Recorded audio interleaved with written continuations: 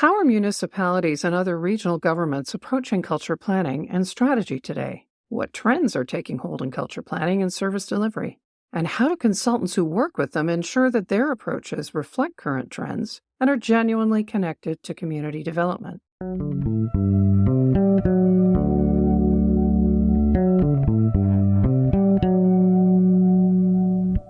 Hello and welcome to the 9th episode of At the Mic au Micro, a podcast brought to you by Arts Consultants Canada, l'Association des consultants canadiens en art. ACCA acknowledges the support of the Canada Council for the Arts for this podcast series. Nous remercions le Conseil des Arts du Canada pour son soutien à cette série de balados. In this episode of At the Mic, consultants Peter Lyman and Mila Dechef-Tweddle from Nordicity discuss their observations of how culture planning has evolved over the past decade and what approaches their team use to ensure a successful community-engaged planning process. Based in Toronto, Vancouver, and the UK, Nordicity is an international consulting firm with a group of diverse professionals who provide solutions to private and public sector clients in arts, culture, and heritage, digital and creative media, innovation, and information and community technologies. Peter Lyman is Senior Partner of Nordicity, which he co-founded in 1979. Over the decades, he's found new ways to help companies, arts and heritage institutions, industry associations, and government agencies to transform themselves to the digital world. He is fluently bilingual and holds an MBA from Harvard Business School. Peter is a media commenter and frequent panelist or moderator at conferences. He's active in the arts and social justice community as past chair of the board for the In Spirit Foundation, governance chair of Toronto's Canadian Stage, and currently is a board member for Caribbean Tales Media. He's an adjunct professor at Schulich Business School at York University, where he teaches cultural policy to MBA students in arts and media. Mila Dechef-Tweddle is director at Nordicity in their Toronto office. She's a skilled consultant and leader who works closely with clients and stakeholders to proactively respond to key issues and opportunities. Building from her background in museums and heritage, Mila works primarily with clients in the cultural sector. Her work ranges from policy analysis, evaluation, and development to economic and social impact assessment and to strategy development at both the organizational and sector level. Fluently bilingual in French and English, Mila has a proven track record of developing and implementing multifaceted methodologies and leading effective stakeholder and community engagement in both languages to inform development of meaningful and actionable recommendations for her clients. And now, here are Peter Lyman and Mila Dechef-Tweddle.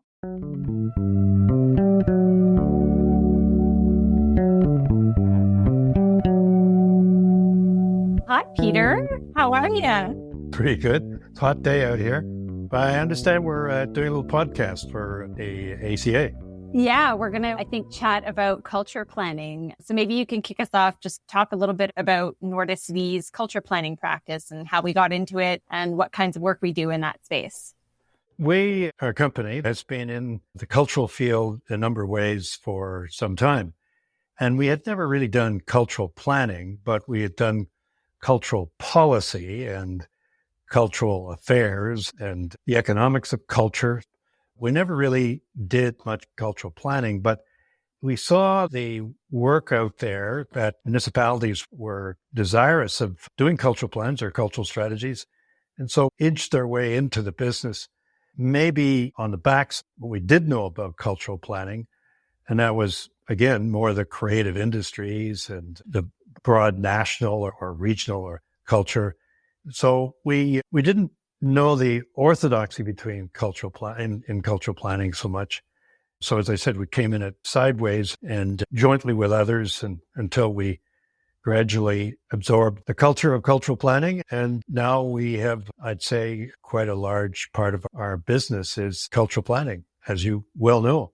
How did you first get involved in cultural planning? I think it was almost a decade ago, right?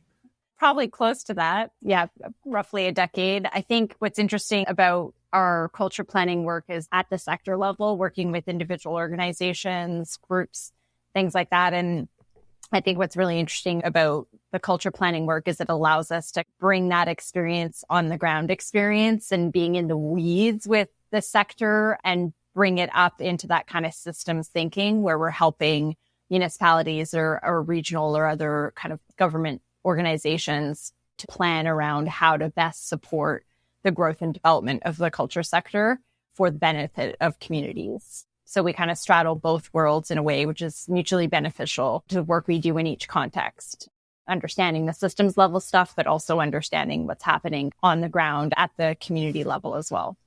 Yeah, I suppose that before we get too far into this, we should say what we think cultural planning is and how we've seen it. And we've described how we came into it. But what is cultural planning per se? I know it is, first of all, it's a recognition at the municipal level or whatever jurisdictional level it is that professional arts and the participation in arts are very important activities and part of our overall community. And what does the average municipality have to do with respect to the arts? And you look at what its responsibilities are. First, you could say that usually it has a budget of some sort, either arm's length or not, that it provides funds for initiatives in the community and adjudicates among different applications. And so that's one area, but that's a more direct area. Also, typically there would be a number of facilities in the community in which the art forms take place, which could be at the kind of level of just participation for arts classes of some sort, but also would be where the professional activities would occur or in other facilities. So you have the live entertainment, live arts as part of it.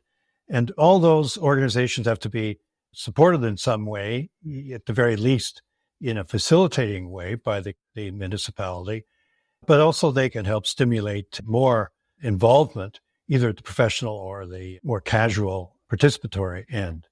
And then it can get more sophisticated than that, where you want to make sure that the history of the community and the community organizations are featured. So you have the museums, art galleries, which house some of the works that the people have done in the past and have exhibitions. There is that side of it too. So it looks at all across the board, the activities. And usually when cultural planning occurs, city officials say we must make sure that everybody is on board with what we're doing. First of all, recognizing that arts and culture are important. And I must add one, public art comes into it too, where either part of natural history or an art form developed for the city as in a statue of something becomes part of heritage, but it's really part of the overall basket of arts and cultural policy. Different jurisdictions have different pain points that they want to develop and push forward. So that's where I would say probably I've said enough about what the actual cultural planning is. It does end up with usually a 3 to 5 year cultural plan where a few goals are selected and there's a priority setting and then some actions around those goals, which generally then form a plan that hopefully you've had the kind of consultation and engagement with all citizens and all important interest groups and reflects what they all have felt. So that's generally what cultural planning is in my way of describing it, Mila. That's great. And obviously, just picking up on your point about how these plans have a 5 to 10 year lifespan, and we've been at it, as we alluded to, for coming on to a decade now. So what are some of the kind of, as time has gone on, we've seen, and we're into kind of the second or third, in some cases, kind of cycle for a lot of these communities. And we've seen a shift in how cultural planning is shaped and what's prioritized in the process and in the product.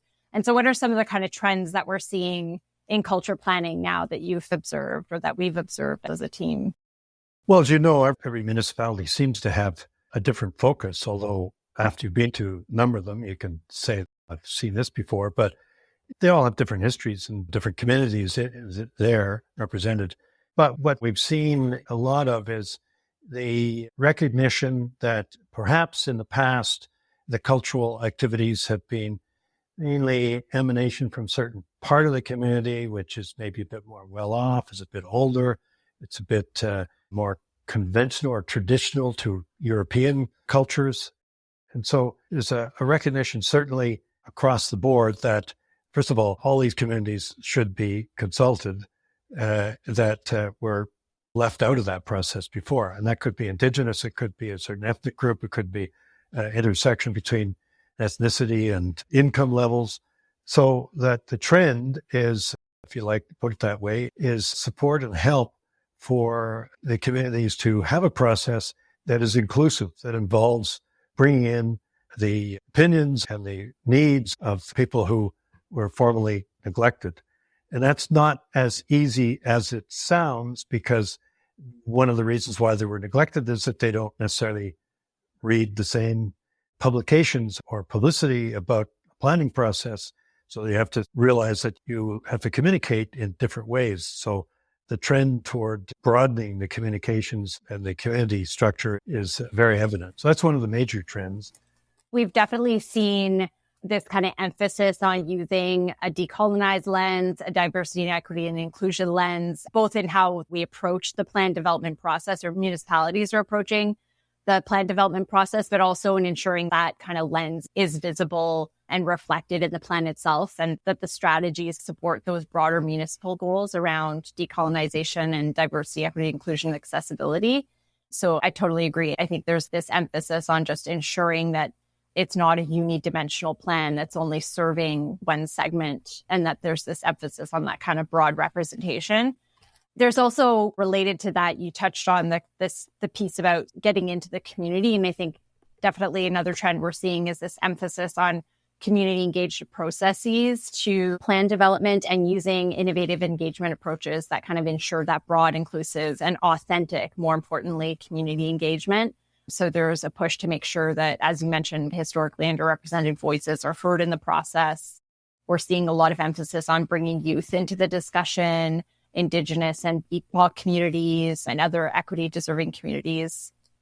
And there's also just this push toward deeper engagement that includes multiple touch points, as well as that feedback loop process with community validation steps and things being more common as well. So again, it's not this kind of very colonial, we'll just come in, collect a bit of data, and then go off and do our plan, and that's the only touch point you have. So it's this deeper community engaged process that we're seeing. What other trends can you think of? Other trends would include the recognition, and as part of this, what we've just been talking about, but the recognition that cultural plans and social development go together. It's the community development, if you want to put it that way, that when officials talk to us who are directors of cultural planning, they may be associated with the economic development department, they may be associated with community affairs or parks and recreation. They're now saying you can add community development to any title we have. And so we recognize that a healthy community pays attention to wellness and health, and indeed the vibrancy of culture is going to be a community that is going to attract others to live there. Matter of fact, I suppose that these days, if they have a supply of low-cost housing options, so that will be enough of an attraction. But beyond that, to make communities more sustainable in the long run, it's recognized that has a deep connection to the community development. That's one other trend. I agree. I think we've definitely seen that there's a focus on plans that support those community development goals.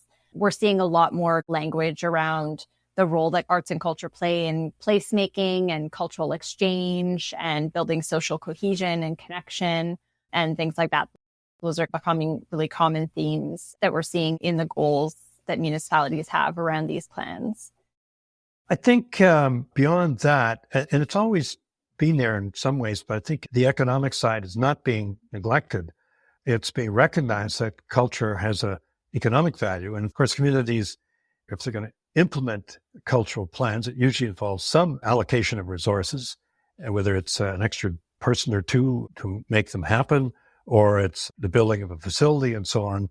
So they've got to make a case. So the economic case is one thing which we find is becoming important in the cultural plans that we get involved with. And that is when they say, all right, so all these activities must generate income from somebody, i.e. jobs. So how much is that? So you get into that kind of impact assessment type of thing as part of the economics. Usually not as a dominant part of the exercise, but as an important part of it. And I know we at Nordicity have a lot of experience in that in the creative industries. It was something that we could touch upon. Another thing I think is just in the implementation of this, the idea that you can collaborate with all kinds of other organizations or even organizations among themselves. Like if you have 3 or 4 organizations that all say they need special facilities or special equipment, and it doesn't have to be one for each of them. It can be, if you can make it work, and it's not easy necessarily to do that, but is to combine some of the needs and respond to it in a way that saves resources so you get more done. So the efforts on collaboration, facilitating collaboration is something that is a trend. And we see that as part of the Canada Council, which of course supports artistic creativity, not necessarily cultural planning, but when it launched its technology strategy fund. Digital strategy fund. Digital strategy fund, yes.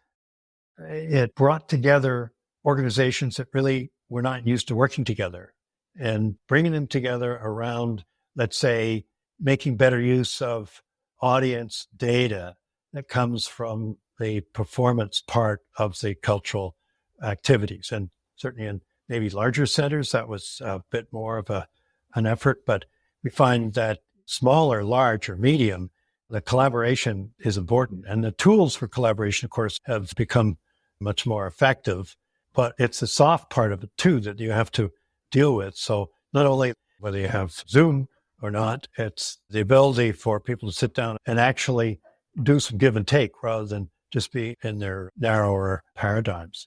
So that's another trend. I think it's the economic and the collaboration, partly because of the economics of the times is forcing us to do that, and arts and culture are no exception. Yeah, it's a really interesting point because I think we've been talking about culture planning, and I think it's widely probably understood from this lens of it's being led by a municipality or a government body at another level of government, and it's this almost top-down approach. But the example you're talking about is really where there's also an opportunity to have this more sector-led grassroots cultural planning that's based in collaboration, and it galvanizes the sector to lead sector development and innovation from the ground up rather than top down through the municipalities. Though, to your point, funders and municipal bodies and folks like that can really play a key role in enabling or facilitating that work happening. And I think there's a recognition more and more. I've even seen it too, where municipalities are saying our role is to act as the connector. Our role is to create the conditions to allow the sector to come together and do this important work rather than us trying to tell them what to do. So there's definitely a shift there. And it's interesting. We've certainly been involved in some really interesting efforts where we've been working with the sector at that ground up level. And part of this is getting things done too. In the past, maybe having a plan and saying, oh, I look at it every day is what officials have said to me. Anyway, it's my guiding star, but what have you actually done? And they're limited resources and so on. But now there seems to be a bit more emphasis on, okay, what do we do to take the next step toward building something? And as that takes the form of facilities. And I think there's a little bit, it's not a construction boom, as it were, but it's a boom on actually looking at refurbishing, adaptive reusing, building new facilities that kind of emanate from these plans. So there's something tangible that comes into it. And of course, they're capital intensive. And so you get to a different level of trying to attain funds from public sources, of course. And even that is changing. The ground is changing as we speak. There's our emphasis on green funds now, as opposed to cultural capital funds, a whole shift in the program at the federal level. So that's a bit of a trend which reinforces that kind of collaboration requirement and setting up a governance structure that enables the institution to raise funds outside of just municipal granting funds or municipal derived funds. It's where the fundraising comes in, but it really can only happen if it's from the community. And so the community cultural plans and the participatory nature of them that we're evolving and we're stressing to make sure that they work, you arise the ability to keep on going, derive some needed funds to kickstart the other levels of government to participate in them. That's a trend. With all that in mind, I'd love to talk a little bit about how we at Nordicity approach cultural planning projects, what processes we use, and what approaches and tools we're using to successfully develop these types of culture plans. We haven't talked about what Nordicity is, but the only thing I'll say is that we have about 30 professionals in the company, most of them in Canada, some in the UK, and spread across Canada. I'd say 40 or 50% of them have been involved actively in cultural plans. So internally, when an RFP comes up or somebody gets wind of something, we try to be quite communication oriented in ourselves to make it open to anybody to say, I'd like to get involved in that. And this is the reason, because I have been involved in something else that relates to this. It's because the cultural planning challenges are diverse across the country, different things. So different elements become more important depending on the community, whether it's financially, or economics, or participatory with Indigenous communities, whether it's in the North, different languages. With a larger team, you have more likelihood of others being able to help you on this. But we also have mandates in which we need a much better communications connector to the community. Take the Indigenous community, for example. Every Indigenous community around the country is quite different from every other one. So it isn't like you have an Indigenous person, they connect with an Indigenous community. You've got to have the right people, or at least engage them in the right way. But that brings us back down to how we do it. So you're talking about how we do it. We definitely have teams in which we include outsiders, again, connector, and also occasionally where we don't have the professional expertise on some aspect of it, whether it's collections management in a museum, whatever, it's somebody we go out and get to. We like to make sure that we have good relationships with anybody in the consulting community who's in the arts consulting community, and just say openly that we welcome your input. If you see an opportunity you can't quite work it yourself, we can talk and point you in a direction or show you what we've done in the past in that particular situation. I think it's great to emphasize the fact that we reach out to grab, whether it's internal expertise or external expertise through the use of partners, to really ground the work in best practices and ensure we're getting that cross-pollination. Again, whether it's internally or with external partners, that certainly informs our process. But I think it'd be good to just talk about just generally our approach to culture planning, just speaking to, again, some of the trends that we talked about around an emphasis on having community engaged processes and community led processes with deep engagement. I know that Nordicity really prides ourselves on using a ground up approach where we're using the community needs as the foundation for our planning, that we're then supplementing with that additional research and understanding of best practices. So we can maybe talk a little bit about just that community engaged process and how we go about that. I must say, I'm continually impressed by the diversity of ways in which we come up with to reach a community, all the way from pop-ups, typically at occasions where there's a lot of other people gathered for a festival or an art fair or what have you, to the use of different technology platforms, to Miro boards, with a way of, I can't remember the name of the platform, but the way of voting on certain things, and how quickly people are able to adapt to them. More importantly, I think, is the recognition. We said before, there's this desire to have other people involved. And if you take, again, Indigenous communities, it's amazing to me how a lot of the communities have developed with band councils particular ways to interact with them. And they've got a whole set procedures. So you don't start by calling them up or sending them an email saying, we'd like to meet with you. They always have it documented in some way, how we want to deal with you, on what level of subjects, and what level of subjects are we prepared to deal with you, and so on. And usually it's amazing that our municipal clients don't seem to have that very well in hand. And so we do a lot of research on that to find out how exactly we do it. But then on the other side, we have to coach our clients on that aspect by saying, just because you haven't had a successful relationship with this neighboring band council or this regional group, we're not going to solve that in 6 to 8 to 10 months. We can start you on the way, but we're in and out here. You're the ones who stay here forever. So we will help you set that up, but we're not going to go in and solve problems right away. Mind you, we do, when we bring in people who are we're specifically knowledgeable about that community, it's awfully helpful to speed up the process in that respect.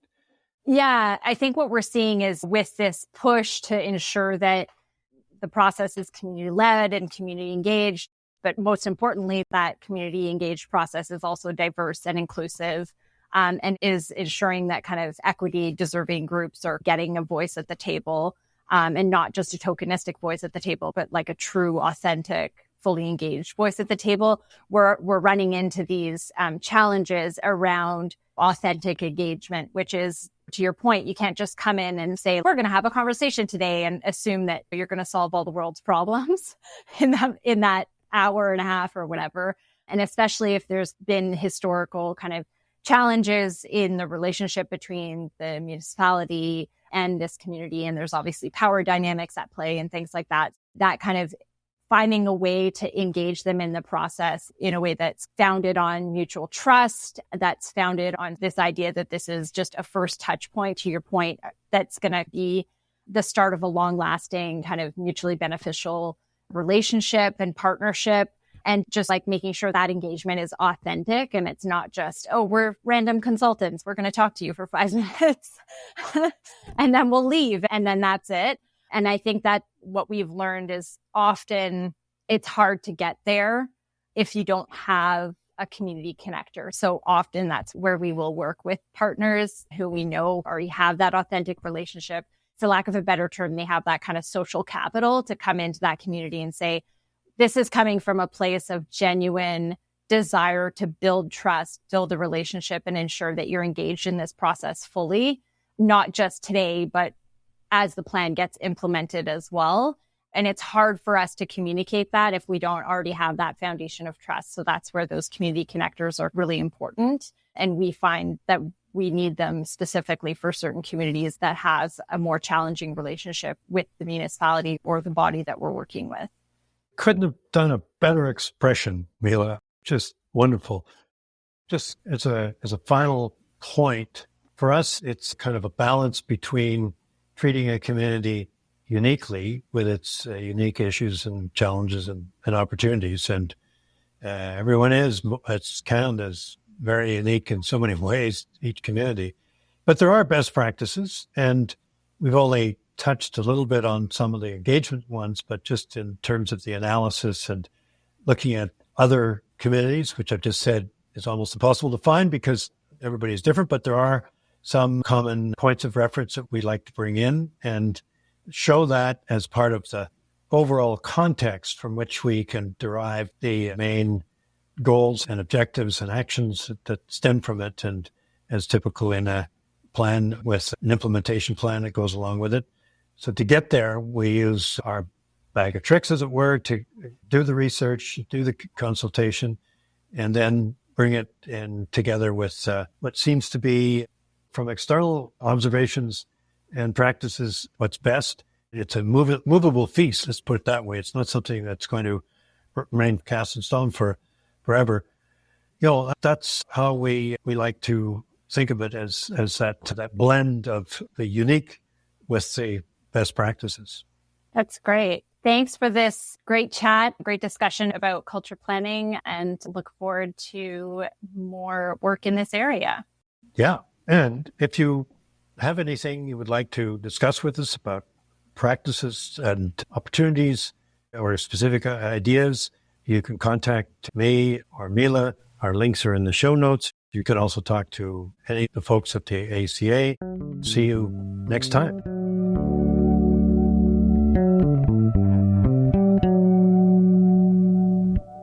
And And that wraps up our 9th edition of At the Mic au Micro, a podcast of Arts Consultants Canada. For information on ACCA and our members, please check us out online at artsconsultants.ca. To send us feedback or questions on anything you hear in this podcast series, please email us at podcast@artsconsultants.ca. And remember to check our show notes in this podcast for links mentioned during the program. Et notez bien que quelques épisodes sont en français et nous offrons accès à un service de traduction de ne rien manquer. Thank you so much for joining us on At the Mic. Remember to subscribe to this podcast at Apple Podcasts, Google Podcasts, Spotify, or wherever you find your favorite podcasts. Until next time, and again, thanks for listening. À la prochaine.